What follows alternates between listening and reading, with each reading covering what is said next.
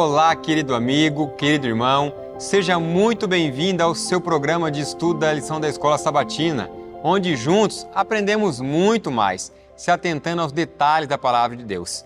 E esse programa é muito mais do que um programa de estudo da lição, mas é um encontro de famílias. Eu estou muito feliz de receber vocês aqui, quero agradecer pelos comentários, quero dizer para você que eu, como meu querido amigo que está aqui, o pastor Benjamin, companheiro de ministério, temos orado pelos pedidos de orações que vocês têm deixado no chat ali. Sempre é importante deixar onde você mora, qual é o pedido, que nós estamos lendo e estamos intercedendo por vocês também. É muito bom quando nós nos unimos em oração. A serva do Senhor fala assim, que nós só podemos esperar um verdadeiro revivamento em resposta à oração. Então vamos juntos se unir nesse propósito, nessa proposta. Hoje eu estou aqui, quero agora passar para ele cumprimentar vocês, mais uma vez com meu amigo, irmão, parceiro de ministério, pastor Benjamin. Amém. Muito obrigado novamente, Kleber, pelo convite. Eu cumprimento a todos com a graça e a paz de Cristo. Vamos dar continuidade nesta lição que está sendo maravilhosa e que Deus continue abençoando a sua vida. E não se esqueça de curtir este vídeo, de compartilhá-lo nas suas redes sociais para que mais pessoas possam ter acesso ao conteúdo da Palavra de Deus. Amém. Bom, a lição que nós estamos estudando já foi apresentada para vocês. Ela tem como título geral o amor e a justiça de Deus. E eu sempre gosto de aconselhar os irmãos a comprar a lição com os comentários de Ellen Goldwhite, que é muito importante para enriquecer o nosso conhecimento. Você que é professor da lição da Escola Sabatina da sua região, não deixe de comentar ali baseado nos textos do Espírito de Profecia também. E também sempre ler os textos da Bíblia que a lição nos recomenda. Antes de nós entrarmos aqui nesse programa, eu queria convidar você a se curvar e nós aqui vamos curvar nossa fronte e vamos falar com Deus. Querido bom Deus, maravilhoso Pai, no nome santo de Jesus, nesse momento, estamos clamando pela direção do Espírito Santo para que, ao a mensagem ser apresentada, não venha ser palavras de homem, mas venha ser o Espírito conduzindo todas as coisas. Também entendemos que nesse momento solene, onde abrimos a palavra do Senhor, precisamos de manter a reverência, tanto nós aqui como os queridos irmãos que nos acompanham nos seus lares ou na igreja, em qualquer lugar onde essa lição ou esse programa for apresentado. Que o Senhor possa estar conosco e que venhamos receber as bênçãos do céu. Que a paz, a graça e o poder do Espírito Santo repousem sobre nós, em nome de Jesus. Amém. Amém. Amém. Bom, algumas recomendações. Gostaria de contar com vocês, alguns pedidos, para que vocês continuassem em oração pelos trabalhos que estão sendo desenvolvidos ali na Barra do Xoxa. Esse é o nome? Xoxa. Até o final dessa lição eu vou aprender a falar esse nome. Mas que vocês possam estar em oração pelo pessoal ali que está desenvolvendo os trabalhos necessários, a estrutura mínima, que é para poder começar ali aquela clínica. Que vocês também possam estar em oração pelos trabalhos lá no Tempo de Semear. Tem alguns irmãos que têm perguntado, dá notícia do Tempo de Semear. Bom, o Tempo de Semear foi comprado, nós fomos lá há mais ou menos aí uns 2 meses e meio, fizemos algumas melhorias já, mas estaremos indo para lá em breve. Acredito que teremos muito mais informações para vocês quando estivermos lá, mas vocês podem estar orando por nós, para que o Senhor possa conduzir todas as coisas, abrir o caminho, mandar os recursos necessários. E o nosso projeto e sonho é ver o Pará também, junto com o norte do nosso país, sendo impactado com a literatura, com os congressos, com tudo que vai ser desenvolvido ali e que venha a ser para a honra e glória do nosso Senhor. Amém. Vocês possam entrar em oração, esse é o nosso pedido. E também continue orando pelos trabalhos aqui no IAG. Começamos um ano letivo, os alunos estão agora conhecendo todas as atividades da instituição, já tem sido uma bênção. Pastor Benjamin, nessa lição nós vamos trabalhar um tema interessante, O homem tem como agradar a Deus? Porque nós estudamos aqui, já nas lições anteriores, que não importa o que eu ou que qualquer um faça, não vai fazer Deus nos amar mais ou nos amar menos. Agora, será que tem como agradar a Deus? Será que tem alguma coisa que o ser humano possa fazer que vai agradar ao nosso Deus? Sim, certamente. Nós vimos nas lições passadas algumas características do amor de Deus. Ele é eterno, ele é incondicional. Existe um aspecto condicional no relacionamento, na aliança. Deus ele quer que nós aceitemos o seu amor e desfrutemos do seu amor. E nós veremos então que nós podemos de fato viver uma vida agradável a Deus. É possível e Deus espera isso de nós. E Ele quer se alegrar em nós. Então, da mesma forma como nós devemos nos alegrar no amor de Deus, Deus Ele quer se alegrar com a nossa vida. Então eu fico imaginando, é possível tirar um sorriso do rosto de Deus pela minha fidelidade a Ele, por uma vida semelhante a de Cristo. Nós iremos trabalhar esses pontos, mas como um pai, assim, eu tenho 3 filhos, o Kleber também tem filhos, vocês sabem disso, a gente tem falado a respeito um pouco mais da nossa vida. Quando meu filho me obedece, é temente, quando eu vejo a felicidade dele e etc., eu me alegro. E não seria, obviamente, diferente com o nosso Pai Celestial. Então é possível tirar um sorriso do rosto de Deus, assim como o verso áureo da semana, Sofonias 3,17, vem falando. Então certamente é possível. Interessante também, eu acredito que o senhor poderia comentar um pouco sobre isso para nós, que agradar a Deus, quando nós olhamos para o plano da salvação, ali da redenção, não está na justificação, mas principalmente na santificação. Porque a santificação, em outras palavras, é o fruto de um salvo. Então, quando nós estamos fazendo a vontade de Deus, seria... Como nós poderíamos explicar isso? Seria, eu estou atendendo ao amor que já foi para mim depositado na cruz do Calvário, e eu estou fazendo isso por gratidão, porque um dia o nosso Deus mandou o seu único filho morrer por nós na cruz. E ao atender esse amor, eu estou agradando a Deus? Certamente. Então, nós podemos viver uma vida agradável a Deus, aceitando o plano dele por nós, daquilo que ele fez em Cristo por nós, da vida perfeita que Cristo viveu, do sacrifício seu na cruz, da mediação e intercessão de Cristo no santuário celestial, tudo aquilo que Cristo fez por nós, e aí a gente entende o aspecto da justificação pela fé, mas certamente também pela santificação, que também é pela fé, que é a obra de Cristo em nós. Então é como Paulo fala em Gálatas 2, versículo 20, logo já não sou eu quem vive, mas Cristo vive em mim. Amém. Então se eu viver uma vida semelhante à de Cristo, Cristo viver em mim, eu andar e pisar nas pegadas de Cristo, falar as suas palavras, ter os seus pensamentos, alimentar os seus sentimentos, viver a vida de Cristo, eu viverei uma vida agradável. Eu até estudando essa lição me fiz uma pergunta: qual que é a única vida agradável a Deus? Qual que é a única vida agradável a Deus? Se eu quero viver uma vida agradável a Deus por mim mesmo, é impossível. Então a única vida agradável a Deus é a vida de Jesus. Se eu quero viver uma vida agradável a Deus, eu tenho que viver a vida de Jesus. Então Cristo tem que viver em mim pelo seu Espírito para que eu possa viver uma vida agradável a Ele. E aí vem o processo da santificação. Cristo em mim, é o Espírito Santo em mim, Ele efetuando em mim o querer e o realizar, e assim por diante, a submissão da vontade, o Espírito Santo conduzindo e guiando a minha vida.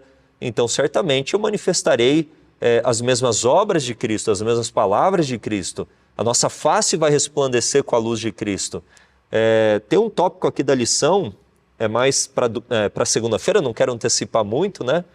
Mas é interessante que nós podemos ser uma manifestação do Cristo encarnado para as pessoas, porque se Cristo vive em mim, eu posso manifestar Cristo para as pessoas.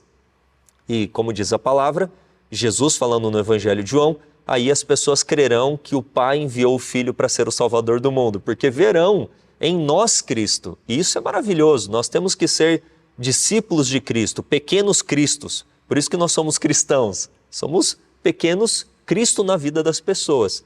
E qual é a única vida agradável a Deus? É a vida de Jesus. Tem um texto aqui de Efésios 1, verso 6, mas você que é professor, você que está estudando a lição, vai depender da tradução. Na Almeida Corrigida e Fiel, na Almeida Revista e Corrigida, aparece dessa forma. Agora, na Almeida Revista Atualizada, não. Eu acredito que na King James apareça do jeito que está aqui, porque é da mesma fonte do manuscrito. Efésios 1, versículo 6. Olha só esse texto que interessante dentro dessa temática que nós estamos falando. Efésios 1, versículo 6. Daí confirma para mim, Kleber, se na King James aparece da forma que aparece aqui na Almeida Corrigida e Fiel. E aqui, queridos adventistas, temos boas traduções, e até você que está nos acompanhando, que não é adventista, mas gosta de estudar a palavra de Deus, a Almeida Corrigida e Fiel é uma boa tradução. Nós temos que ter várias, mas essa é uma boa tradução para você ter em casa também. Efésios 1, verso 6 diz assim: para louvor da glória de sua graça, pela qual Deus nos fez agradáveis a si no amado. Então nós somos agradáveis a Deus em Cristo, que é o amado de Deus. Então a única vida que agrada a Deus é a vida de Cristo. Se eu quero viver uma vida agradável a Deus, eu tenho que viver em Cristo a vida dele. E então certamente poderei agradar ao Senhor. Deus seja louvado. Aqui só muda a parte que é aceitáveis. Como que diz aí? Lê para nós. Para louvor da glória da sua graça, pela qual nos fez aceitáveis a si no amado. Aham. Então, muda um pouquinho. Tem uma variação. É interessante o que o senhor estava explicando aí, porque nós conhecemos aquele texto que é bem conhecido já, né? Que sem fé é impossível agradar a Deus. Ou seja, sem fé em Cristo, ou seja, sem Cristo é impossível agradar a Deus. Bom, eu queria convidá-lo para ler para nós aí, já fica aberto os comentários sobre esse texto também, o verso para memorizar, que tem muita coisa boa nesse verso aqui, está em Sofonias, capítulo 3, versículo 17. Maravilha. Vamos ler, diz assim. E já abrindo lá, porque eu quero ler alguns textos relacionados a Sofonias, eu acho que é importante porque esse texto ele vai ampliar para nós aqui alguns aspectos. Sofonias, capítulo 3, versículo 17. Diz assim: Pois o Senhor seu Deus está em seu meio, Ele é um Salvador poderoso. Ele se agradará de vocês com exultação e acalmará todos os seus medos com amor. Ele se alegrará em vocês com gritos de alegria. Uau, eu gostei, é a nova versão transformadora, se eu não me engano, NVT. Então, é uma tradução interessante, né? Aqui na minha Bíblia diz assim: o Senhor teu Deus, o poderoso, está no meio de ti, Ele salvará. Ele se deleitará em ti com alegria. Olha que maravilha. Calar-se-á por seu amor, regozijar-se-á, que é uma alegria assim, em grande medida, em ti, com júbilo. Então, com gritos de alegria, né? Com grande júbilo. Aqui fala com cânticos. Com cânticos. Então, várias traduções, né? Que falam: o Senhor teu Deus no meio de ti é poderoso.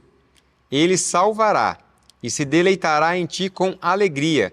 Ele descansará em seu amor e se alegrará em ti com cânticos. Uau!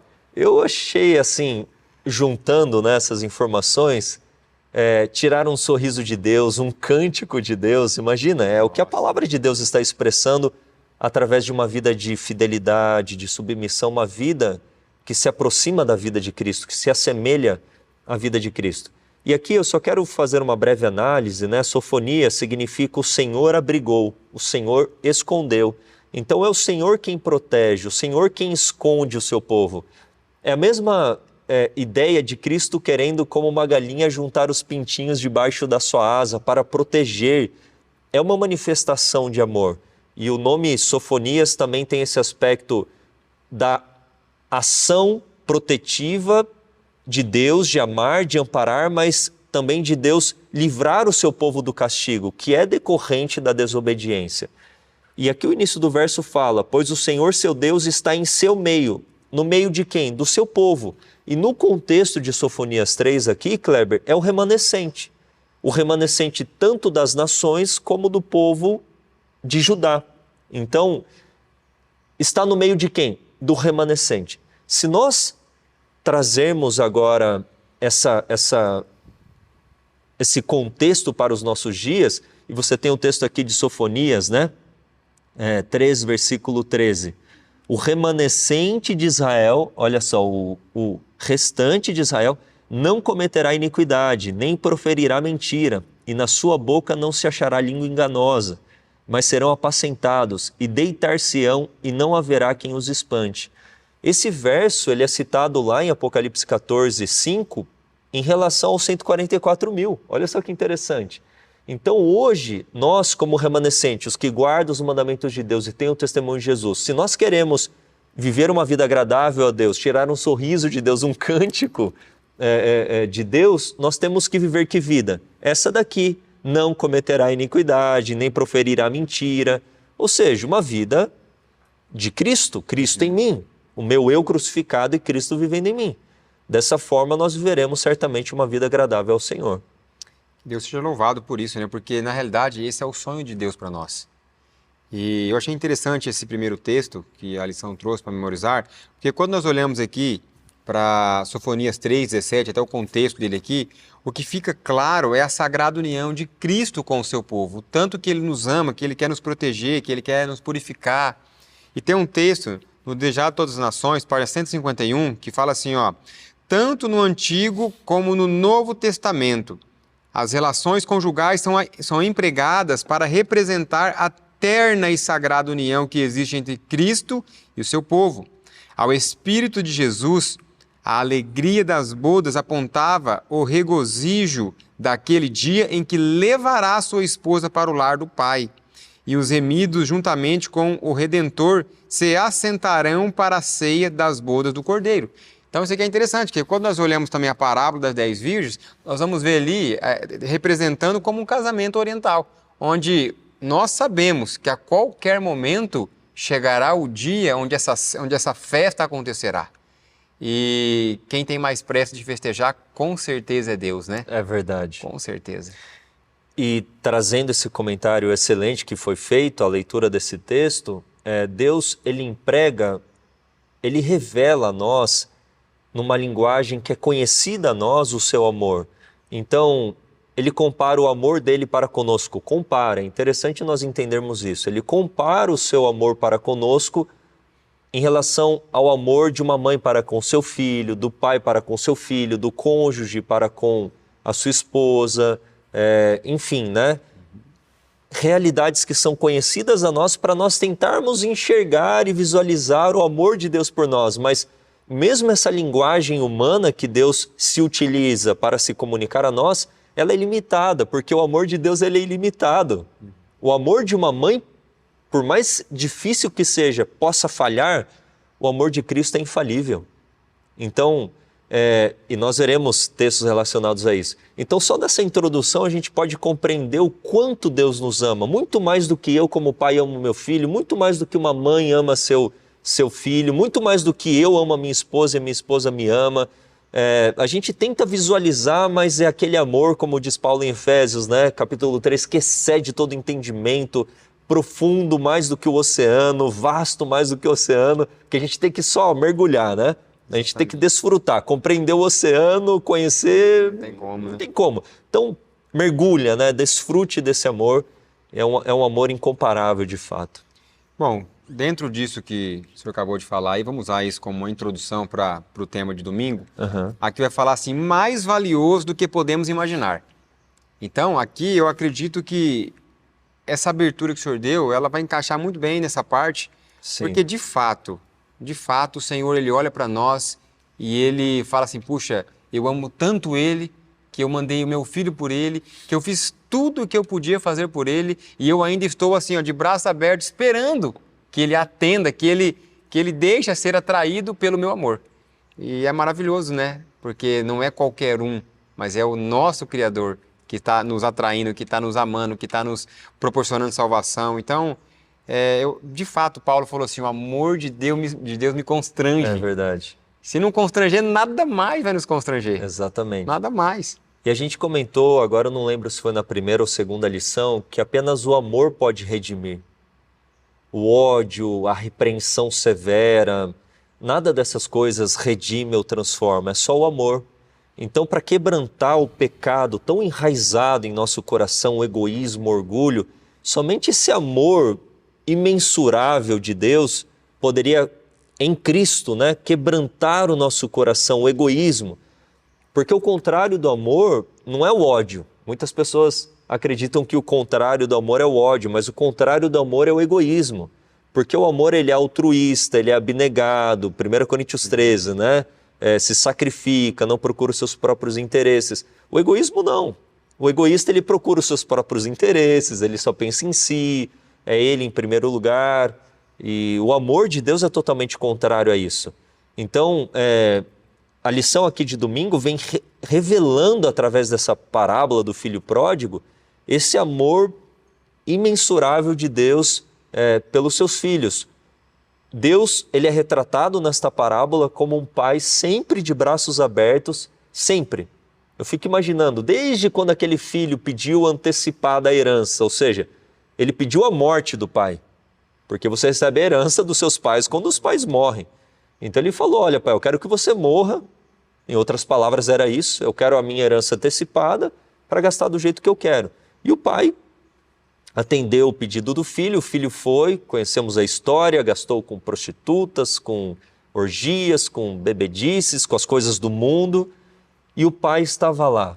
Eu fico imaginando o pai todo dia olhando para aquela estrada, aquela mesma estrada que o filho pegou as coisas e foi embora, o pai ali olhava para aquela estrada e ficava ali esperando o filho voltar. Já imaginou isso? Eu fico me colocando no lugar desse pai. E a ênfase da parábola não é o filho que foi embora, que regressou. A ênfase da parábola é o amor do pai. Porque tem um contexto dessa parábola, né? E eu gostaria de ler esse contexto, Kleber, se você me permite. Fica à vontade. Acho que só para tentar ampliar isso que eu estou apresentando aqui. Que está lá em Lucas, onde traz a parábola do filho pródigo, né? Que está do verso 11 a 32. Mas no início do capítulo 15, do verso 1 a 3, vem falando um pouco mais o contexto. Por que Jesus contou essa parábola e mais duas? A parábola da ovelha perdida, do dracma perdido e do filho pródigo. Está aqui, ó, verso 1 a 3. E chegavam-se a eles todos os publicanos. Olha só os filhos pródigos voltando ao lar aqui, ó. E pecadores para o ouvir. Mas nós temos os irmãos mais velhos. E os fariseus e os escribas murmuravam, dizendo, este recebe pecadores e come com eles. Versículo 3. E ele, Jesus, lhes propôs esta parábola, dizendo. Então ele conta a parábola agora da ovelha perdida. Deus é aquele que, como bom pastor, deixa as 99 e vem atrás da ovelha perdida e quando a encontra, se alegra. Ele é aquela viúva que procura e vasculha todos os cantinhos da casa até encontrar aquela dracma perdida. E nós temos a história do filho pródigo, né? E é uma história maravilhosa que enfatiza de fato o amor de Deus por todos nós. Deus como pai de braços abertos, esperando seus filhos retornarem ao lar para abraçar-lhes e restituir a dignidade, a autoridade, a filiação deles, como antes de eles terem abandonado o lar. E esse é o amor de Deus por nós em Cristo. Essa parábola, eu acredito que ela já foi aí tema de milhares e milhares de sermão. E vai continuar sendo tema para mais milhares e milhares, porque o amor de Deus, de fato, é algo que é para nós pensarmos, é para nós passarmos tempo nele ali. Eu marquei algumas coisas aqui só, para poder comentar a respeito disso, né? É que, primeiro ponto, que o perdão daquele pai, ele é verdadeiro. É verdade. Então, por que eu coloquei isso? Porque às vezes você está na situação do filho que foi para longe do pai. E por algum motivo esse programa, esse vídeo caiu até você. Então quero dizer para você que o perdão do pai é verdadeiro. Não é aquele perdão que vai ficar de tempo em tempo te jogando na cara. Ah, você está aqui, mas você foi um dia. E o filho que foi, no contexto da parábola aqui, ele foi com a intenção de nunca mais voltar. A ideia dele era essa. Não, vai dar tudo certo e vou ficar lá e vou ser muito feliz.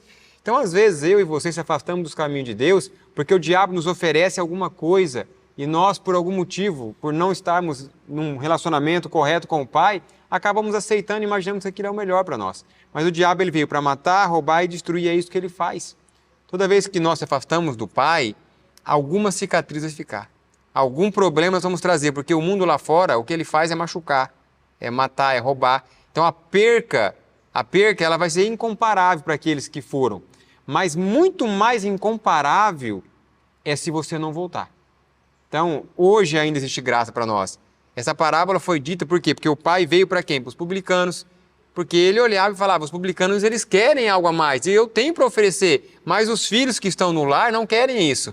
É porque os fariseus, os saduceus, eles foram escolhidos de forma primária para ser o representante de Deus na terra.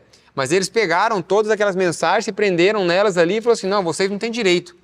E graças a Deus, pastor. Amém. Graças a Deus que o Senhor veio para quebrar isso, porque se Ele não tivesse quebrado, o que seria de nós? Sim. O que seria de nós se os únicos que tivessem oportunidade de entrar no céu foram aqueles que nunca erraram, aqueles que nunca caíram? Infelizmente, eu acredito que para nós não teria oportunidade.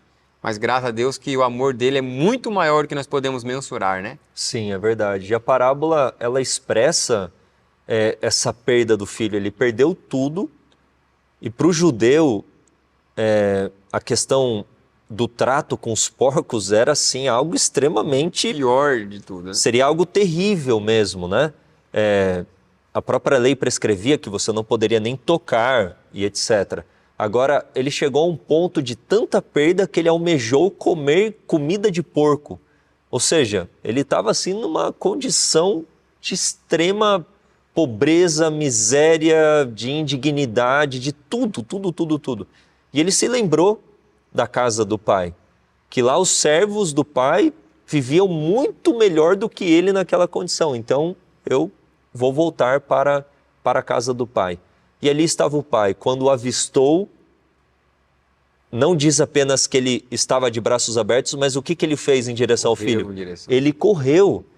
Uma figura, numa condição assim, culturalmente falando, mais patriarcal, o pai correr seria uma humilhação. E foi de fato isso que Deus fez em Cristo. Não se apegou a ser igual a Deus, Filipenses 2, a partir do verso 5, mas humilhou-se e tornou-se obediente até a morte, morte de cruz. Foi uma humilhação de fato para Deus nos resgatar, nos abraçar, nos acolher de volta. E quando esse filho fala, pai, me trate como um dos seus servos, ele, tragam a melhor roupa, tragam o anel, tragam as sandálias. Os escravos naquela época não usavam sandálias. O anel era um sinal de filiação e a vestimenta de dignidade também, em posição, autoridade. O pai fez o que com aquele filho? Servo aqui não, aqui você é filho. Pelo mérito do filho? Não, pelo mérito do pai, pelo amor do pai. E é o que Deus faz conosco. Nós não merecemos o amor de Deus. Cristo merece o amor de Deus e em Cristo recebemos a abundância deste amor. Deus estava em Cristo reconciliando consigo mesmo o mundo. O Pai nos ama e o Pai ele restaura a nossa dignidade. Eu já fui mergulhado no mundo, você provavelmente também, o Kleber, tive experiências terríveis e hoje eu poder ser tratado, e pensa aqui, Kleber, eu vou fazer uma visita. Como pastor, as pessoas me recebem e normalmente os irmãos me recebem com tanto amor, Kleber, e eu falo assim, mas quem merece esse amor não sou eu, sou Jesus. Mas ele fala para mim, Benjamin, vai lá, desfruta um pouquinho do que eu mereço. Porque eu não mereço ser tratado dessa forma. Eu sou o pior. Mas por que eu sou tratado? Por graça, por misericórdia, por amor, por ele ter restituído a nossa vida. E essa parábola, ela expressa exatamente isso. E o segundo ponto que eu queria comentar é sobre o filho mais velho, né? Jesus estava dentro dessa parábola, inserindo a figura dos fariseus na figura do filho mais velho, que ao invés de se alegrar com o pai de que o irmão tinha voltado, ele ficou invejoso. Por quê? Porque a obediência dele não era motivada pelo amor do pai, era motivada pela ganância, por obter algo em troca. Calma aí, deixa eu construir esse patrimônio, porque quando o pai morrer eu vou ter um patrimônio grande. E essa era muitas vezes a motivação dos fariseus. Eles obedeciam não o espírito da lei, eles obedeciam a letra, porque eles queriam o quê? Status, posição, o status da espiritualidade, o status, enfim, a salvação até pelas obras. Essa era a motivação do coração deles. E Cristo desmascara, desmonta tudo isso. E o interessante é que a parábola ela não termina. Qual que foi a reação do filho em relação à resposta do pai? Meu filho, você está aqui comigo, o que eu tenho é teu, por que você está reclamando? Vamos nos alegrar, o seu irmão que estava perdido voltou ao lar, vamos nos alegrar. E aí a resposta? Fica a critério de quem? Fica a critério agora dos fariseus que ouviram a parábola. Eu gostaria de ler um texto de Ellen White sobre isso. Eu tenho um livro aqui, caso você tenha comprado a lição adulto, professor, e não comprou com comentário de Ellen White, você pode comprar a parte. Esse livrinho aqui, e na página 20 e 21 diz assim: o irmão mais velho foi levado a ver seu espírito mesquinho e ingrato? Sim. Chegou a reconhecer que, embora o irmão tivesse agido impiamente, era ainda e sempre seu irmão? Arrependeu-se o irmão mais velho de seu amor próprio e dureza de coração? Com referência a isso, Jesus guardou silêncio. A parábola ainda não havia terminado, mas restava aos ouvintes determinar qual seria o desfecho da parábola. Isso é uma sabedoria divina, né? Jesus agora joga no colo deles. E agora, fariseus, qual que será a reação de vocês? Vamos juntos nos alegrar porque pecadores e publicanos estão vindo ao Pai? Ou vocês querem ser mesquinhos, invejosos e estarem distantes do Pai, perdidos dentro de casa? Porque os fariseus estavam perdidos dentro de casa. E aqueles publicanos que estavam longe de casa, agora eles estavam em casa, porque eles estavam aceitando a Jesus como Senhor e Salvador. Então vamos nos alegrar juntos ou vocês vão continuar sendo mesquinhos? A resposta é nossa também hoje, né? A resposta é nossa. Então, essa lição, ela de fato está assim maravilhosa, enfatizando o amor do Pai por todos nós, não fazendo acepção de pessoas. Este é o ponto também. Essas lições que nós estamos estudando, ela é um livro de reflexão. Cada lição deve fazer nós pensarmos um pouco em que situação estamos nós também. Porque quando nós olhamos para o povo judeu, nós entendemos que os adventistas, hoje, na atualidade, eles também são o povo judeu espalhado no mundo aí. Claro, Deus escolheu o judaísmo, depois Deus escolheu o adventismo, né? Teve o cristianismo ali, mas o adventismo foi escolhido por Deus. E nós corremos o mesmo risco de agir como o povo judeu. Agora, um ponto interessante que eu achei nessa parábola é que, de certa forma, o pecado do filho que vai e o pecado do filho que fica, eles criam a mesma coisa, que é o quê? A quebra do relacionamento. É verdade. A quebra daquele primeiro amor, daquela gratidão, daquela satisfação. Porque o filho, quando ele vai, ele fica longe do pai. Mas o filho que fica também estava longe do pai, mesmo achando que estava do lado, mesmo achando que estava junto. E o que mais se destaca na parábola, para mim, é o amor do pai tanto para o que vai, mas também para o que fica. É verdade. Então, para avaliar ali a situação do pai. Tenta se colocar no lugar do pai. O pai tinha perdido um filho. E esse filho se vai. Esse filho vai embora. Passa por várias situações complicadas. O pai aguarda esse filho voltar. E quando esse filho volta, o pai, vamos aqui parafrasear, vamos fazer algo hipotético aqui, porque nós sabemos que Deus sabe de todas as coisas. Então esse pai agora, ele faz uma festa. E aqui o que demonstra é que o filho mais velho, o que estava em casa, naquele momento ele não estava ali quando o filho mais novo chega. E aí quando ele chega em casa, ele vê uma festa preparada. E aí ele vem ali e constrange o pai.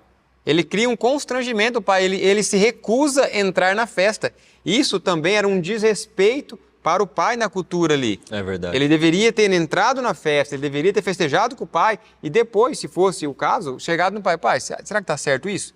Mas ele já desrespeita o pai. Então, e aí o pai agora começa a pensar, puxa vida, chegou um que estava tanto tempo longe e agora eu vejo que eu tinha um que estava longe dentro. Então eu acho que, penso eu que nós temos que refletir um pouco sobre isso. Será que eu não estou dentro da igreja, mas estou longe dos braços do pai? Será que de fato nós estamos vivendo o primeiro amor dentro da igreja? Será que de fato nós estamos ali contentes, alegres, querendo servir o pai? Ou nós estamos ali somente pelos benefícios? E isso nós estamos vendo sempre sendo pregado em muitos púlpitos. Vem para a igreja que você vai ficar rico, o casamento vai resolver, seu filho está nas drogas, vai sair das drogas, se está doente, vai receber a cura. E de fato o pai nunca prometeu isso. Ele nunca prometeu isso. Ele prometeu o quê? Se vocês vierem perto de mim, eu vou te dar a paz em Cristo Jesus. Romanos 5, versículo 1. Justificados, nós temos paz. Então eu vejo que nesse momento aqui, o pai ele trabalha tanto com o mais velho como com o mais novo. É verdade. E fica, como o pastor falou, fica a segunda parte ali, fica para nós respondermos. Se nós somos o mais velho, o filho que fica assim um pouco receioso quando o irmão que estava nas trevas, na droga, no mundo do pecado, vem para a igreja e agora de repente ele começa a se destacar, daqui a pouco ele está pregando no púlpito, está cantando, e aí às vezes um que está no banco ali olha e fala assim, mas aquele ali já foi daquele mundo lá, e eu que estou aqui deveria estar... Então nós não podemos ter esse espírito, porque esse espírito é do diabo. É o espírito da falta de contentamento, da inveja, do ódio, dos ciúmes. Nós temos que vencer isso, E agora, avançando um pouco na lição, ela vem trazendo um ponto aqui que eu acho muito interessante, que vai falar sobre alegrando-se com júbilo, ou seja, alegrando com mais poder ainda, com mais satisfação. E o que o senhor gostaria de destacar para nós, pastor, esse ponto? Sim, aqui na lição de segunda vem trazendo o verso áureo, que a gente comentou bastante na introdução. Acho que é desnecessário repetir, aquilo que a gente já falou, mas amplia aqui também no sentido de que a maior manifestação da alegria do Pai será quando estivermos no lar. Quando Cristo ascendeu aos céus para iniciar a sua obra de intercessão, E ali tem um contexto, né, de 2 ascensões. Ele ressuscita, ascende ao Pai. Depois de 40 dias ele ascende à segunda ascensão definitiva, em que ele passa a iniciar a obra de intercessão. Mas na ocasião da ascensão de Cristo, em que ele se apresenta ao Pai para saber se o seu sacrifício havia sido aceito ou não, e o seu sacrifício então é aceito, há a confirmação do Pai, o céu estava preparado para festejar, para se alegrar com a vitória de Cristo, mas ele os detém e ele então expressa que a maior alegria dele é que onde ele está, a sua igreja esteja também. E ele aponta para o molho movido, as primícias. Cristo é as primícias, mas também ressuscitados ascendem com Cristo na ocasião da ascensão. E ele aponta para aquele molho movido falando: Pai, eu quero que onde eu estou, eles estejam também. E aquele molho movido representa eu e você, que se passarmos pela morte, ressuscitaremos por ocasião da segunda vinda de Cristo. Então a maior alegria do Pai será participarmos da ceia das bodas do Cordeiro. Imagina quando quando adentrarmos os portais celestiais e passarmos a viver a vida que se compara à vida de Deus, que é uma vida eterna, e estarmos lá com amigos, com entes queridos, com grandes heróis bíblicos, com personagens bíblicos, e estarmos lá e falarmos assim, ó, acabou. Pelo menos para nós, né? Depois o pecado vai ser eliminado, é aquela história que a gente conhece mais escatológica, mas para nós acabou. Não tem mais natureza pecaminosa, não tem mais tentação externa e interna. A alegria do Pai de ver os filhos redimidos no lar será tremenda. E eu fico imaginando, porque Apocalipse fala que os redimidos, os salvos, contemplarão a face do Pai e do Filho, estaremos na presença do Pai e veremos a alegria do Pai, em quem há regozijo, em quem há alegria, em cada alma que se aproxima, que aceita o plano da salvação. Então essa lição vem apresentando que a grande alegria de Deus, né, consumada, vamos dizer aquela alegria consumada, será ver os redimidos no lar celestial. E aqui Isaías 62, versos 4, e vamos ler o verso 5? Acho que seria interessante nós lermos esse texto, que a lição aqui traz para nós também. O Kleber já falou que Deus, ele faz analogias, né, de bodas, de casamento, para expressar, para nós tentarmos entender um pouco mais o amor de Deus por nós.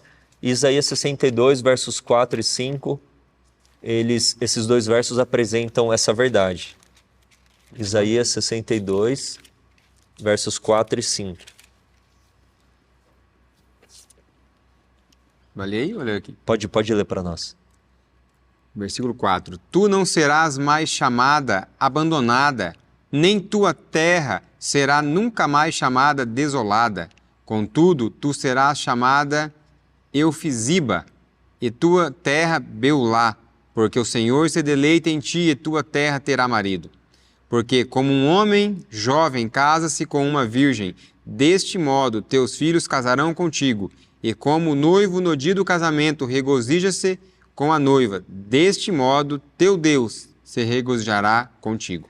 Então Deus está falando, você não será mais chamada assolada, você vai ser chamada agora, o meu prazer está nela, não será chamada então Beulá, né? A casada, porque o Senhor se agrada de ti e a tua terra se casará. Então, Deus ele está expressando por meio desses 2 versos o seu amor para com o seu povo, fazendo esse paralelo. E agora vamos pensar, quem que é o noivo? Cristo. Quem é a noiva? Eu sei que noiva, num contexto mais profético, é a Nova Jerusalém, mas vamos trazer aqui para essa linguagem mais veterotestamentária. A noiva é o seu povo. Então, é a união de Cristo com a sua igreja. E agora vem o ponto, né? Cristo, como ele amou a igreja? Essa é a pergunta que nós temos que fazer. Como que Cristo, o noivo, amou a sua igreja, a noiva? De que maneira? Vivendo uma vida de sacrifício, morrendo na cruz por nós, expressando um amor infinito.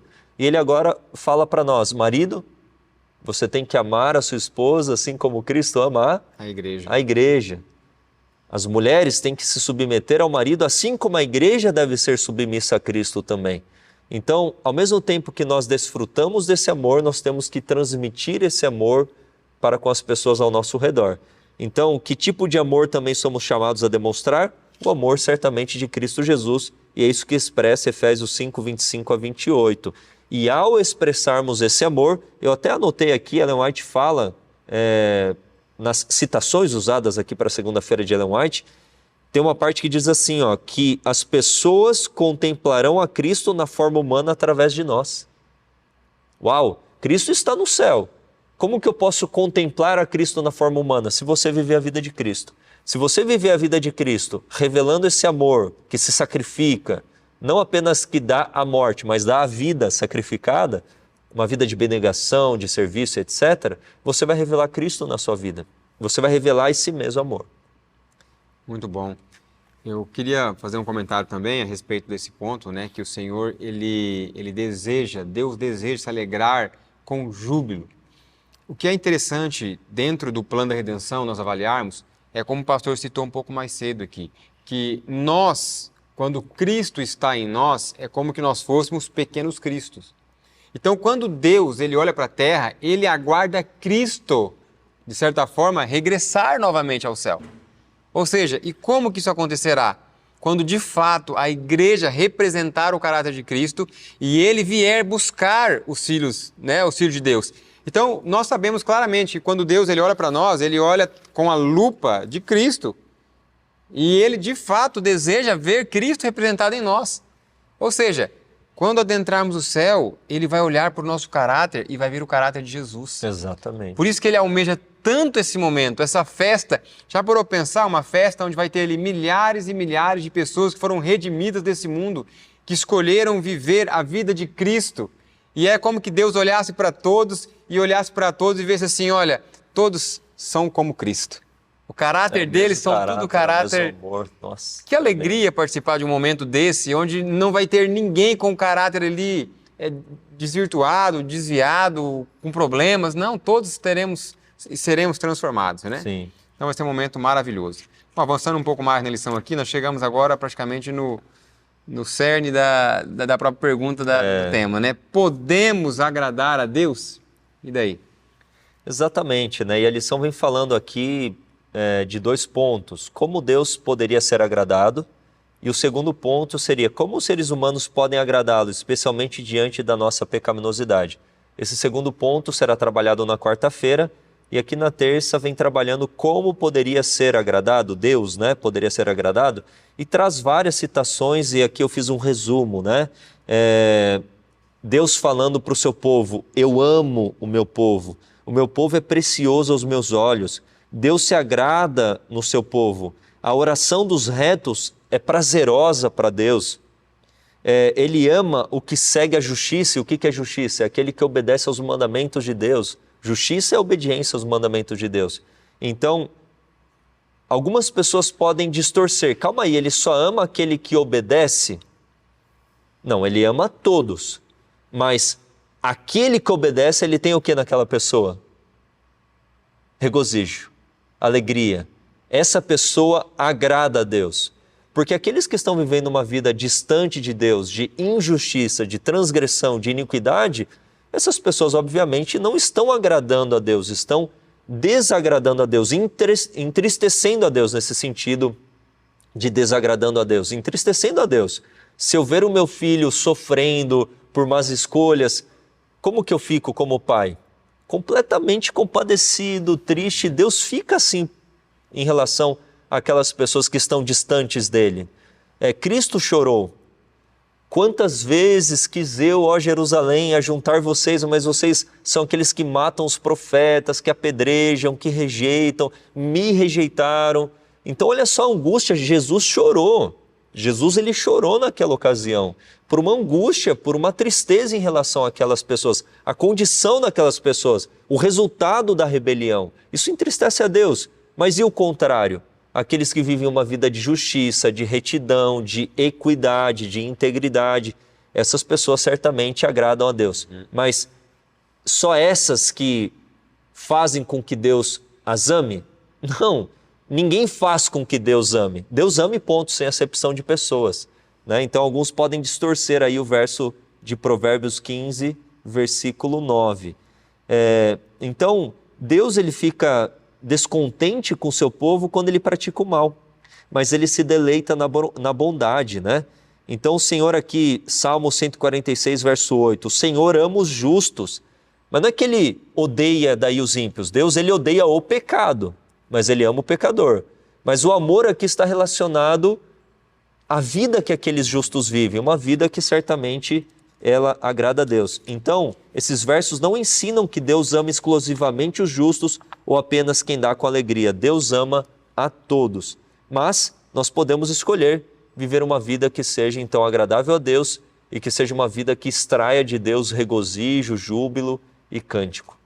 Muito bom. Bom, agora a lição vem falando, né?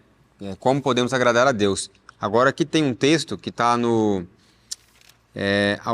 Austrália União, tal. É conferência, tipo conferência geral da Austrália lá, né? Uhum. E aqui vem falando de algo que desagrada a Deus. Então, se eu quero agradar a Deus, eu devo não fazer aquilo que desagrada a Deus.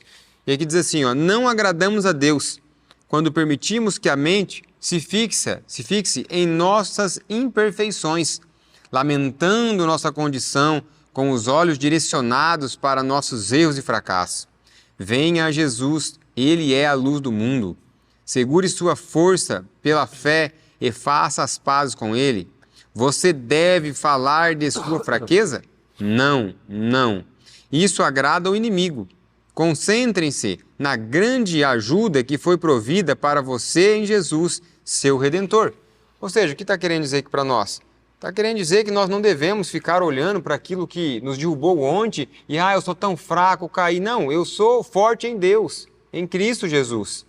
Porque se nós formos olhar para nossas fraquezas, ficar só falando das nossas fraquezas, contemplando ela, isso agrada o inimigo que está falando. Isso é verdade. Então, eu quero agradar a Deus. Então, foque no poder de Deus, na lei, na palavra, na graça. E isso é importante para nós, né? Se queremos agradar a Deus, precisamos atender aquilo que Ele deixou para nós. Tem um texto também bem conhecido, está em João, né? Aquele que diz que me ama e não guarda os meus mandamentos, mentiroso é. Agora, Deus não ama esse mentiroso? Deus ama. Deus ama esse mentiroso, mas fica o convite o tempo todo. Para de mentir. Para de mentir. Observe a lei, guarde os mandamentos, passe a ser um homem verdadeiro, que não tem mentira nos seus lábios, nem mentira na sua vida. Esse é o convite de Deus para nós, né? Bom, agora avançando um pouco mais, a lição traz agora pedras vivas. E aí o comecinho tem uma pergunta até, de que maneira nós, seres pecadores decaídos, podemos agradar a um Deus santo? Como podemos ser aceitos por Deus? Romanos 8:1. Tem o texto aí, pastor? Exatamente, o texto diz, né? Agora já nenhuma condenação há para os que estão em Cristo Jesus, dependendo da tradução diz, aqueles que não andam segundo a carne, mas andam segundo o Espírito. E Romanos 5, verso 8 diz que Deus prova o seu próprio amor para conosco pelo fato de ter Cristo morrido por nós, sendo nós ainda pecadores. Então, qual que é a única maneira, né, de ser aceito por Deus? Através dos méritos de Cristo Jesus, porque nós não temos mérito. Então Cristo veio, viveu uma vida perfeita, satisfez a lei de Deus, o seu sacrifício substitutivo na cruz, é a sua justiça perfeita, são os seus méritos. Quando eu aceito pela fé este dom que é gratuito, então o caráter de Cristo, ele é imputado a mim, é creditado a mim, é aquilo que a gente chama de justiça imputada, creditada. Então o Pai passa a olhar para mim que tem um caráter defeituoso, sou pecador, a partir da fé em Cristo, o Pai passa a olhar para mim através de Cristo. Cristo tem um caráter perfeito. Então eu tenho um caráter perfeito em Cristo e sou aceito no amado. Assim como diz Efésios capítulo 1, versículo 6. Mas a obra de Deus, ela não é apenas algo que Ele fez por nós em Cristo, mas algo que Ele faz em nós em Cristo. Isso significa, Kleber, que Ele não quer apenas nos declarar pessoas justas. Professor da Escola Sabatina, você tem que bater na tecla. Meu irmão que foi convidado para passar a lição, bata na tecla, nós somos adventistas do sétimo dia, nós cremos na justiça pela fé, que é a justificação e a santificação. Nós cremos na mensagem para este tempo que tem que ser exaltada a justiça de Cristo, que é a terceira mensagem angélica, que não é apenas aquilo que Cristo fez por nós, sermos declarados justos, mas aquilo que Ele faz em nós pelo Espírito Santo, que é a justiça comunicada, Amém. Que é Cristo em nós. Então Ele quer também transformar o nosso caráter, nos comunicar poder para estarmos em harmonia com a lei de Deus. A gente poderia falar muito mais sobre isso, mas extraindo, né, de uma maneira aí bem objetiva, nós podemos ser aceitos por Deus somente em Cristo, tanto pela sua justiça imputada, como pela sua justiça comunicada. É só em Cristo, é dele, por ele, com ele, é só Cristo, não tem mérito nosso.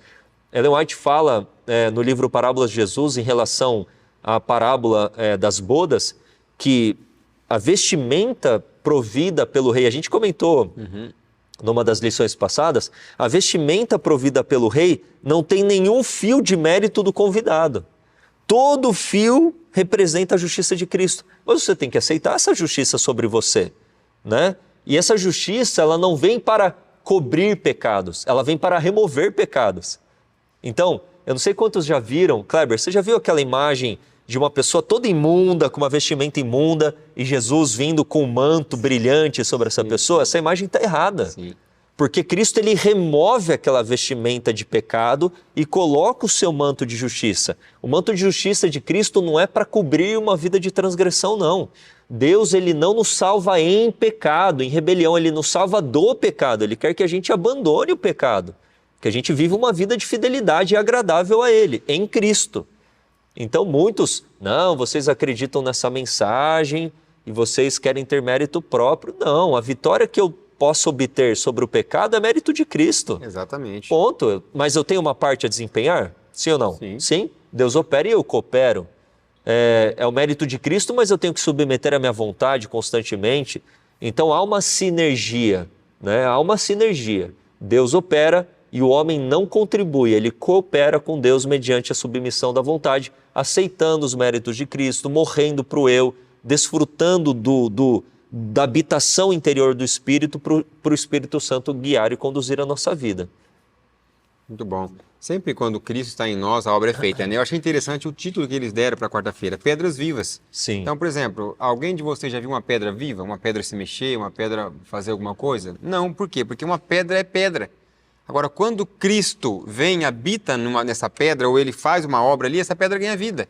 É a mesma coisa quando nós olhamos lá, aquele vale de ossos secos. Aquilo ali era o quê? Era nada, era pó. Mas quando o poder de Deus, ou seja, Deus fala assim, ó, vou restabelecer, ele restabelece. Então, nós, sem Cristo, não temos oportunidade ou não temos condição de fazer nada. O problema é que o inimigo nos engana.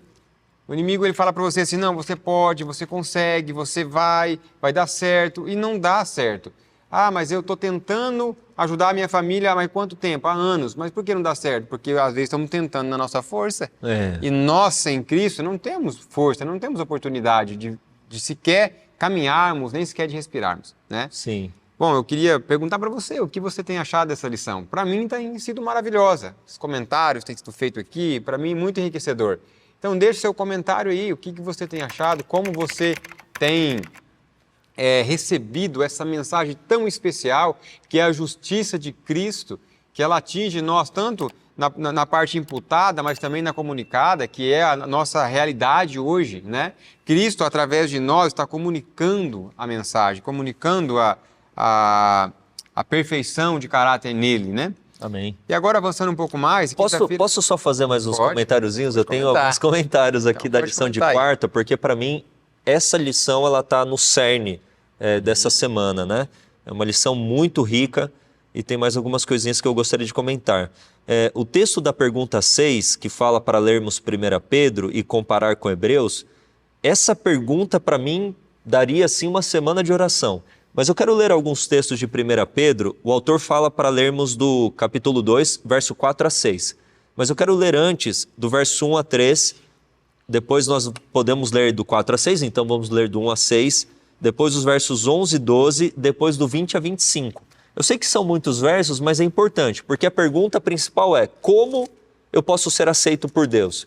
Daí vem aqui essa pergunta, que é a número 6, que diz, agora aqui o texto bíblico.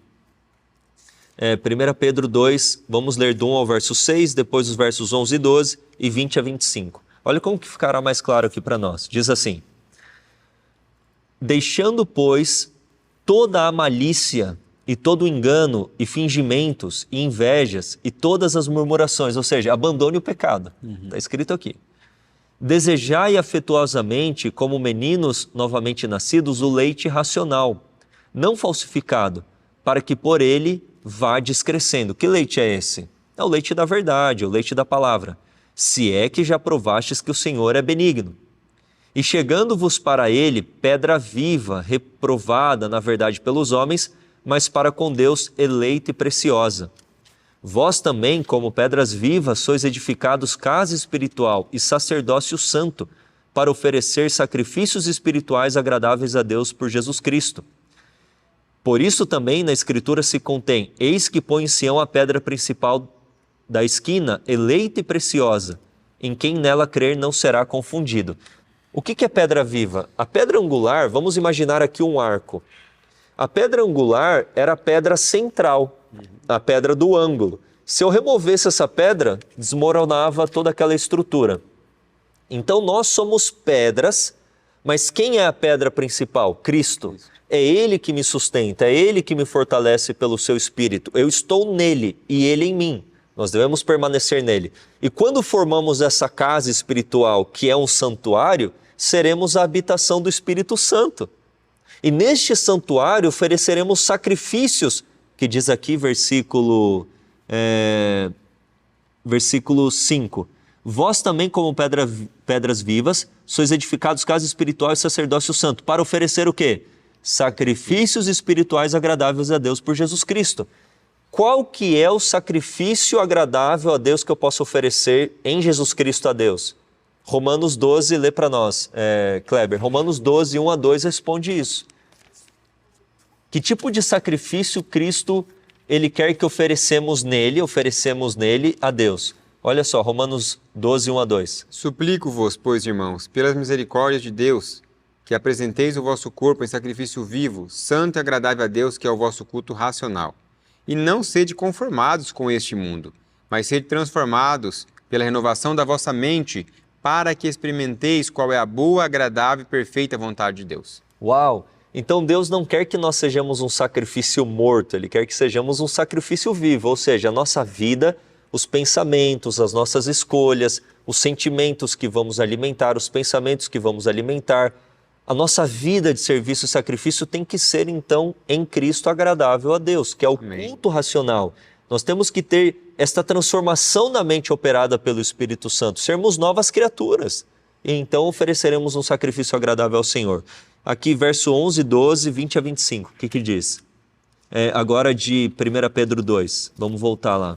Diz assim, ó: Amados, peço-vos, como a peregrinos e forasteiros, que vos abstenhais das concupiscências carnais que combatem contra a alma. Verso 12.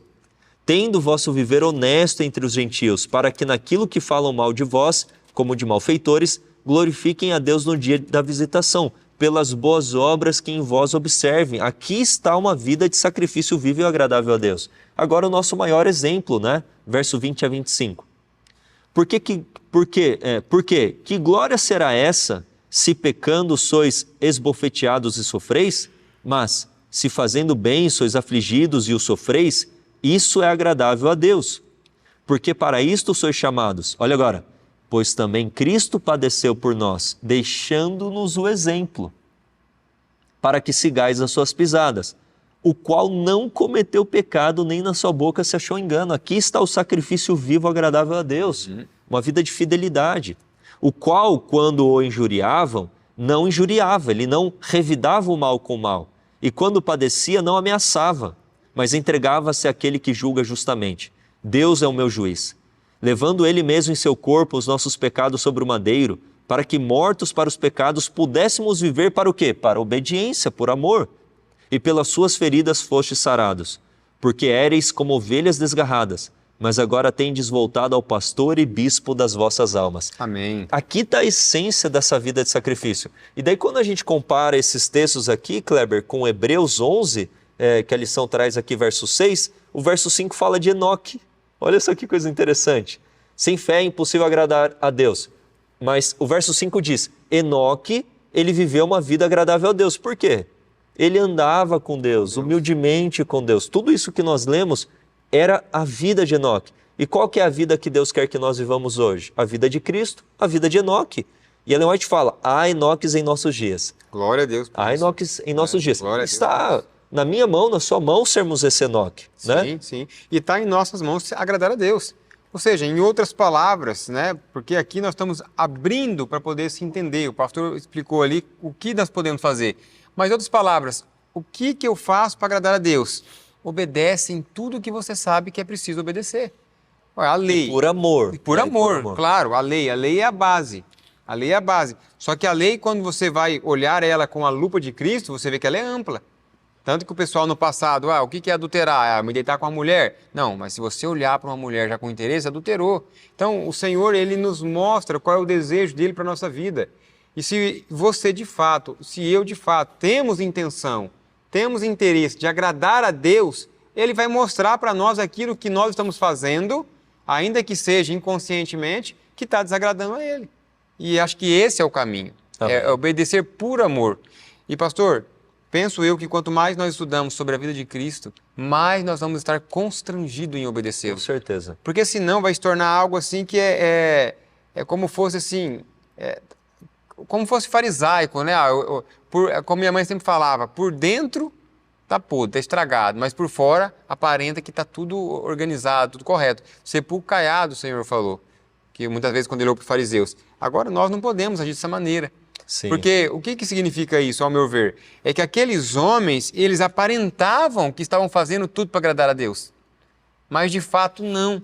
Eles tinham uma aparência que queria agradar a Deus, mas não queria agradar a Deus. Mas o coração estava distante de Deus. Estava distante. Eles queriam a recompensa como o filho mais velho, né? E o Senhor deseja trazer para nós, em outras palavras, o Senhor já trouxe para nós o céu. Ele ofereceu o céu para nós, porque Jesus esteve aqui. Já parou para pensar? Se o céu é Jesus, que lugar maravilhoso para estar. Nossa, com certeza, certamente. E aí tem aquele texto, né? Não sei se é um texto, se é o Arautos que cantava, o céu é aqui. É isso mesmo. Se você aprendeu a perdoar, se você aprendeu, enfim, né? Agora, um alvo digno. Eu acho que o alvo mais digno que existe não tem nada igual ao Cristo, né? Certamente. Então, aqui vai falar um pouco sobre a meditação, sobre a misericórdia de Cristo, mas queria que o senhor abrangisse um pouco mais para nós aí. Sim, aqui a lição de quinta, né, vem falando aí daquele pai que pediu para os discípulos, porque o contexto ali, Jesus havia subido ao Monte da Transfiguração com Pedro, Tiago e João, e lá embaixo os discípulos estavam numa luta tremenda, porque chega um pai que tem o seu filho que constantemente era apanhado pelo demônio, ficava endemoniado, e o demônio tentava matar aquele menino, imagina a angústia do pai. E o pai chega para aqueles discípulos, pedem que os discípulos de Cristo expulsem aquele demônio, mas eles não conseguem. Quando o Cristo desce juntamente com seus 3 discípulos e vê aquela situação, ele pergunta, o que está acontecendo? E daí explicam o que estava acontecendo. E chega aquele pai e fala, olha, eu pedi para os seus discípulos, eles não puderam.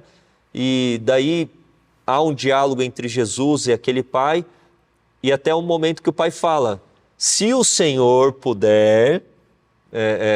liberte o meu filho dessa possessão demoníaca. Daí Jesus responde, se tu podes, tudo é possível para aquele que crê.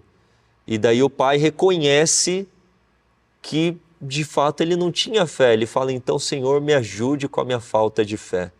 Muitas vezes nós, e aqui não é fazendo uma aplicação já, mas a lição traz esse aspecto de aplicação que você deve fazer na sua unidade e devemos fazer para a nossa vida.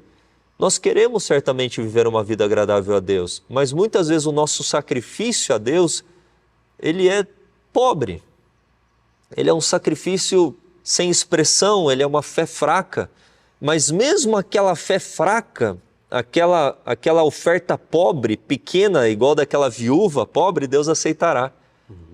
Deus aceitou a fé daquele homem, porque Cristo operou a libertação daquele jovem, né, daquele espírito demoníaco. E depois os discípulos questionaram Jesus, Senhor, por que nós não pudemos fazer isso? Daí Jesus responde, porque esse tipo de demônio, essa casta de demônio, ela só pode ser expulsa com muita oração. Ou seja, só na dependência extrema de Deus. É Deus, certamente, quem tem que operar essa cura. Mas o ponto aqui nós temos que reconhecer que nós dependemos sempre de Cristo, de que nós temos uma fé pequena que precisa ser fortalecida na palavra, na comunhão, na oração. E a lição vem trazendo isso, né? Qual que é o alvo? O alvo é Cristo. O alvo é a fé de Jesus, o alvo é a fé em Cristo. Mas muitas vezes nós somos destituídos dessa fé. Não devemos nos contentar com isso mas mesmo assim aquele pouco Deus aceita, mas Ele quer mais, porque Ele sabe que nós podemos crescer mais em Cristo, nós podemos continuar crescendo em Cristo Jesus. E esse é o ponto que a lição vem trabalhando, né? Eu achei importante um ponto aí também, que ali Jesus fala assim, ó, essa casta de demônios, ela só pode ser o quê? Ser expulsa em jejum e oração. Para mim, o que significa jejum e oração? Intimidade com Deus. É verdade. Porque Jesus, ele, sendo humano, ele expulsou aquele demônio. Claro que não foi no poder do homem, mas foi no poder do Espírito que estava nele. Agora, o que aconteceu com os discípulos, então, que eles não conseguiram expulsar aquele demônio? Os discípulos estavam brigando. Porque, subiu no monte da transfiguração, Pedro, Tiago e João. Mas por que que eu, Tomé, não fui? Por que eu, André, não fui? Judas? Não, eu sou um dos mais inteligentes. Então, eles ali, eles estavam em discussão e Deus não vai usar um espírito que está ali buscando só querer ser grande, querer ser o melhor. Então, naquele momento, eles estavam afastados de Deus. Porque lembram que um pouco antes eles saíram, fizeram milagres? Fizeram ali milagres maravilhosos, mas foi quem? O Espírito Santo agindo por eles. Isso também para nós é muito importante nós entendermos que você pode, em um momento, ter sido usado pelo Espírito Santo, mas se deixar de vigiar, aquele poder se vai. Aquele poder que você tinha para poder fazer coisas maravilhosas, né? Ele se vai. Então, para mim isso aí é a maior prova que a única maneira de nós estarmos 100% no centro da obra de Deus é se o Espírito estiver em nós. Se o Espírito Santo estiver agindo em nós, aí você vai, se for necessário, vai expulsar demônio, vai fazer cura. Se for necessário que o Espírito estiver em nós, as obras vão acontecer. Exatamente. Aqui a lição vem trabalhando mais por final, né? Que nós devemos, de fato, nos esforçar para isso. Tem que ter um alvo, tem que ter um objetivo. A gente não pode correr a caminhada cristã sem objetivo, né? De uma maneira aleatória, dando murros no ar. Temos que esmurrar o próprio corpo, reduzir o eu à servidão do Espírito. O Espírito deve nos guiar, o Espírito deve nos ter. E aqui, Miqueias, eu quero ler esse texto que eu acho que é maravilhoso, expressa o que Deus pede de nós. O que Deus pede de nós? Miqueias 6, 6-8, diz assim: com que me apresentarei ao Senhor e me inclinarei diante do Deus Altíssimo? Apresentar-me-ei diante dele com holocaustos, com bezerros de 1 ano? Agradar-se-á ao Senhor de milhares de carneiros ou de 10.000 ribeiros de azeite? Uau, olha só isso. Darei o meu primogênito pela minha transgressão, o fruto do meu ventre pelo pecado da minha alma? O que Deus pede de mim? Ele quer que eu seja um sacrifício vivo, que a minha fé seja fortalecida na sua palavra, em Cristo. Mas olha só o que Deus pede de ti e de mim. Ele te declarou, ó homem, o que é bom, e que é o que o Senhor pede de ti, senão que pratiques a justiça e ames a benignidade, e andes humildemente com o teu Deus? Andar com Deus, assim como Enoque, viver esse relacionamento íntimo e pessoal, submeter à vontade, obedecê-lo, fazer o que é certo porque é certo. Tem aqui um texto da página 20, dos comentários de Ellen White, que diz assim, ó: a verdadeira obediência é a expressão de um princípio interior, origina-se do amor à justiça, o amor à lei de Deus. Se me amares, guardareis os meus mandamentos. João 14,15. A essência de toda obediência, de toda justiça, é lealdade ao nosso Redentor. Ele está ao nosso lado sempre. Isso nos levará a fazer o que é reto, porque a retidão é agradável a Deus. Então esse é o ponto. Por que nós devemos fazer o que é certo? Porque é certo. E por que também? Pelo amor. E nós pensarmos que sempre temos alguém ao nosso lado. A palavra ali em João 14 para consolador é a mesma palavra para advogado, que é a palavra parácletos. E essa palavra parácletos, ela na sua essência significa, sabe o quê? Alguém ao lado. Então eu quero ler a Bíblia e entender, você tem o Espírito Santo ao seu lado. Eu pequei e transgredi agora, você tem alguém ao seu lado. Jesus Cristo justo, Ele é o seu advogado. Você está sendo tentado e provado, você tem alguém ao seu lado para te dar poder e força. Você precisa pregar o Evangelho, sair e anunciar a volta de Jesus. Você tem alguém ao seu lado. Ele é o seu Senhor, o Espírito Santo dará sabedoria sobre o que você deve falar. temos sempre alguém ao nosso lado. E foi assim que Enoque andou com Deus. A serva do Senhor diz que ele habitou a mente e o coração de que ele estava sempre na presença de Deus. E ele tinha o que no coração? O temor, que é o princípio da sabedoria, que é saber discernir o certo do errado e tomar decisões por aquilo que é certo. Para quê? Para agradar a Deus. A oração de Enoque era: Senhor, o que eu posso fazer hoje para te agradar? Como que eu posso viver para agradá-lo? O Senhor está aqui do meu lado. Então é isso que Miqueias expressa. O que Deus quer de ti? Holocaustos, sacrifícios, o checklist? Não, Ele quer que você ande com Ele. Que você tenha esse relacionamento pessoal e íntimo com Ele. E daí você vai fazer o que é certo, porque você ama a lei, você ama a lealdade, você ama o Senhor. E não quer decepcionar esse seu amigo, esse seu Senhor ao seu lado. Essa é a expressão de um sacrifício vivo. É isso que Deus ele espera de cada um de nós. Amém. Bom, deixa eu dizer algo para você. Pode ser que você se encontre numa situação onde você não tem satisfação em fazer aquilo que agrada a Deus. E ao estudar uma lição como essa, você começa a pensar, bem, de fato eu não amo a Deus não. Porque se eu não tenho prazer em fazer as coisas para agradar a Ele, eu consigo enxergar no íntimo da minha alma que eu não amo a Deus. E o que você pode fazer se você se deparar numa situação como essa? E você entende que é preciso você mudar esse ambiente, mudar essa situação, mudar esse sentimento. Você precisa se aproximar de Deus. Se eu não me engano, nas lições anteriores, nós falamos sobre isso, ou foi aqui em alguma pregação que eu fiz no IAG, que quando você se aproxima de Deus, não é para Deus te amar mais, mas é para você amar mais a Deus. Lembra que quando você está num relacionamento, você se aproxima da sua esposa, você tem relacionamento com ela. Isso é para ela te amar mais também e você amar mais ela. Mas Deus não é assim, porque Deus nos conhece por inteiro, sabe até quantos cabelos temos na cabeça. O que Deus quer é que você se aproxime dele, porque essa proximidade de Deus vai fazer você amá-lo, porque é impossível estar perto de Deus e não amá-lo. É impossível estar perto de Jesus e não amá-lo, ver o sacrifício que ele fez, ver tudo aquilo ali. Inclusive tem um texto aqui, falando um pouco sobre isso, fala assim, deixa eu achar aqui. Se o Senhor pode fazer alguma coisa, tenha compaixão de nós e ajude-nos. Quantos oprimidos pelo pecado têm repetido essa súplica?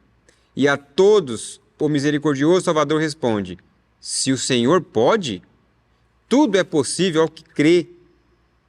É a fé que nos liga ao céu e nos traz força para resistir aos poderes das trevas. Deus providenciou em Cristo meios para vencer todo defeito de caráter e resistir a toda tentação, por mais forte que seja. Mas muitos sentem que lhes falta a fé e, assim, permanecem afastados de Cristo. Que essas pessoas, em sua frágil indignidade, se lancem sobre a misericórdia de seu amável Salvador. Então, um exemplo, eu não me sinto digno, eu não me sinto capaz, eu não tenho desejo. Então, o que eu tenho que fazer? Vá até Cristo, do jeito que você está. Aquele homem fez isso. Senhor, se precisa de fé para meu filho se salvar, Pai, a minha fé é tão pequena, eu não creio. Eu tenho tanta pouca fé. Ou seja, me ajude a crer. Então, ali na sua fragilidade, ele abriu o coração a Deus e falou assim, me ajude a crer. E ele foi atendido. Por quê? Porque, de fato, ele se humilhou e ele entregou a Deus o que ele tinha. Exatamente. Ainda que fosse uma migalha, uma pequena faísca minúscula de fé. Ele acreditou que aquele homem que estava na frente dele podia ajudá-lo. Então, eu não amo, eu não tenho mais desejo de orar. Se entregue a Deus. Irmãos, esses dias eu ouvi uma frase que, para mim, foi uma das frases mais tristes da minha vida. Né? E, às vezes, até quem me falou vai estar assistindo. Né? Quero que Deus te sare também.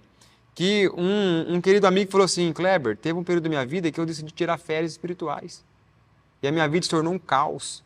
Irmãos, não se tira férias espirituais. Não se para de orar, não se para de estudar a Bíblia, não se para de ir na igreja, não se para de ter comunhão com Deus. Porque só vamos se salvar se formos laboriosos na espiritualidade.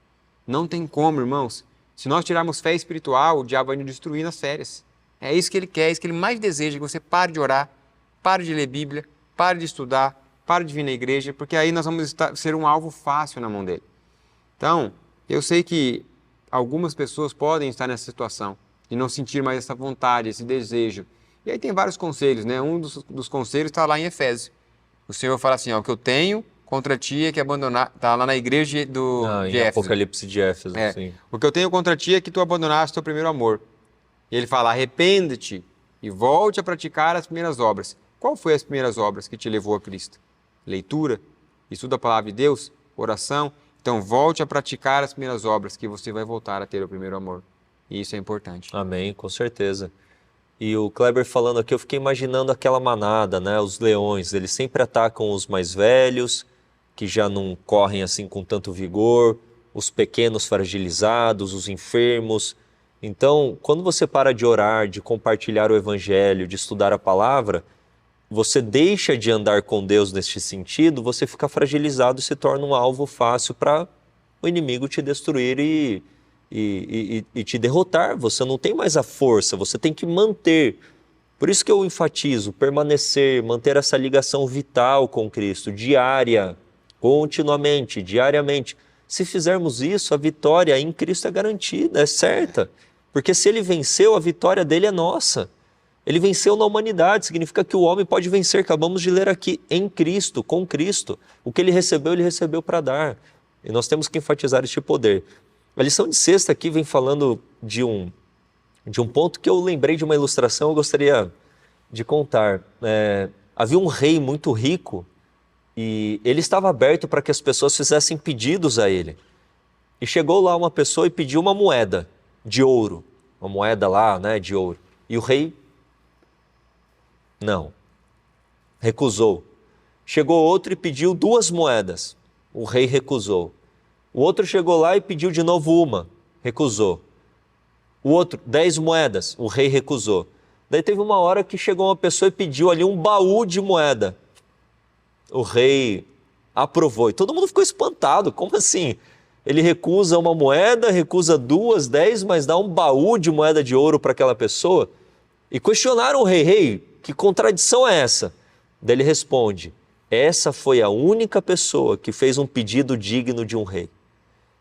E eu não estou falando que Deus não vai atender aquelas orações pequenas, né? Mas o texto vem falando aqui, ó, ele tem um propósito para cada um e se agrada muito quando lhe fazem os maiores pedidos para que glorifiquem seu nome. Eu fiquei assim muito impactado com esse texto, porque Deus ele quer que façamos a ele um pedido digno de um rei, não para satisfazermos com o nosso egoísmo conosco, mas ao compartilharmos o evangelho, ao vivermos o evangelho. Deus ele quer que sejamos ousados na nossa fé. É ousadia mesmo, não é presunção. É que nós reconhecemos que Deus ele é poderoso, que ele nos ama em Cristo, ele é poderoso para nos dar algo ousado mesmo que podemos fazer para glorificar o seu nome. Amém. E aqueles que desfrutam desses pedidos ousados certamente têm a fé fortalecida e desfrutam, né, de um relacionamento com Deus e certamente vivem uma vida agradável ao Senhor. Amém. Bom, nós estamos chegando no fim de mais um programa. Eu espero que você tenha sido alimentado espiritualmente nesse programa, que você reflita sobre tudo isso que aqui junto conosco você estudou e busque colocar em prática. Lembre-se que existem 2 casas sendo construídas, ou 2 tipos de casas sendo construídas. Uma está sendo construída na rocha, outra está sendo construída na areia. E nós sabemos que aquele que construiu a casa na areia significava que ele ouvia a mensagem, ele conhecia a mensagem, mas ele não aplicava na sua vida. Então de nada serve, porque quando vier as provas, os ventos das guerras, das destruições, dos problemas, nós não vamos estar alicerçados na rocha. E aí nós seremos destruídos pelo inimigo.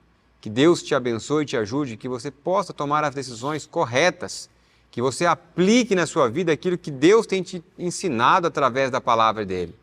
Também não esqueça de deixar aí os seus pedidos de oração, os seus agradecimentos. Aquele que fez um pedido e recebeu o pedido que foi feito, agradeça a Deus. Deixa também aí o agradecimento. Olha, Kleber, eu quero agradecer. Pastor, eu quero agradecer porque eu fiz um pedido e nessa semana o Senhor me atendeu.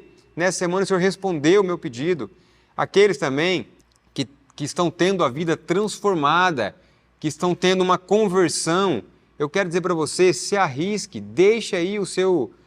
conte para nós como foi a tua conversão. Se você quiser contar como foi a tua conversão, peça aí embaixo, tem um e-mail que eu posso contar como foi minha conversão, como que eu me converti a Deus, porque existem, irmãos, pessoas que foram arrancadas da garra do diabo poderosamente, mas se sentem tímidos e não contam como foi a tua conversão. Eu acredito e quero dizer para você que o maior testemunho de um homem é como Deus o alcançou, como ele foi resgatado das mãos e das garras do diabo. E a tua conversão pode levar outras pessoas a se converterem, a olhar e falar assim, puxa, tem outras pessoas que também passaram por isso e foram livres. Eu também quero ser livre, eu quero ser resgatado, e o Senhor vai fazer a obra na sua vida. Amém. Eu quero agradecer muito a sua presença aqui, também quero que o pastor agora traga uma palavra pastoral e nós estamos chegando no final desse programa, mas não podemos chegar no final desse programa com menos poder do que no início do programa. É verdade. Eu agradeço a Deus por ter participado desta recapitulação. Tem sido uma lição muito abençoada. Eu tenho tido o privilégio de conhecer mais este amor que conheceremos por toda a eternidade. E meu apelo final é que possamos viver uma vida agradável a Deus, assim como Enoque viveu, assim como Jesus viveu, assim como Daniel viveu. Daniel 9, o próprio Gabriel fala para Daniel, tu és um homem muito amado. Nossa, que maravilha! Eu não posso ter um juízo próprio, né? Mas ouvir isso é uma coisa maravilhosa. E eu quero ouvir isso a respeito da minha vida. Eu quero que você também possa ouvir a respeito da sua vida em Cristo. Então ande com Cristo, se submeta a Ele, desfrute deste amor, viva uma vida agradável ao Senhor e vamos juntos, né, formar este povo, esta geração, anunciar o Evangelho e ver Cristo voltando em nossa geração com poder e glória para nós vermos face a face o sorriso do Pai, né? Amém. Da alegria, daquele gozo, quem sabe até um louvor do Pai no céu, por que não? O texto de Sofonias está falando que ele vai louvar, por que não um louvor, um sorriso, uma alegria do Pai estar recebendo seus filhos no lar, na ceia das bodas do Cordeiro? Que Deus abençoe a sua vida, vamos avançar, deixa aí seu like, compartilhe este material para que mais pessoas possam estar acompanhando. Deus nos abençoe. Bom, obrigado, pastor, pela sua presença mais uma vez. Eu queria fazer um convite para você, que você não perca a próxima lição, a lição de número 4 desse trimestre. Teremos ali uma novidade muito especial, eu acredito que vocês se alegrarão também e será muito importante a próxima lição também, tá? Não que essa não tenha sido importante, mas não perca a lição de número 4. Que Deus abençoe você, não esqueça de deixar o seu like, seu comentário, compartilhar esse vídeo. Vamos juntos pregar o Evangelho e dessa maneira a mensagem chega muito mais longe e Jesus chega muito mais perto das pessoas. Deus abençoe, finaliza aqui o programa. Peraí, sem uma oração não. Então vamos nos curvar aqui, vamos falar com verdade. Deus. Pastor, ore por nós. Vamos orar. Por nós. Santo Deus e amado Pai, obrigado por esta lição, pelo Teu amor, pelo plano da redenção. São tantas coisas para Te agradecermos, Senhor, e nós queremos submeter a nossa vontade a Ti e andarmos humildemente com o Senhor. Uma vida de fidelidade e mansidão. Abençoe a cada um dos queridos internautas, daqueles que têm acompanhado este canal, que eles possam estar unidos a nós em oração, nesta preparação do caráter e também na pregação do Evangelho. Nos dê a Tua paz e companhia, em nome de Jesus. Amém, Senhor. Amém. Agora sim, finaliza aqui o programa Lições para a Eternidade. IAG, juntos avançaremos.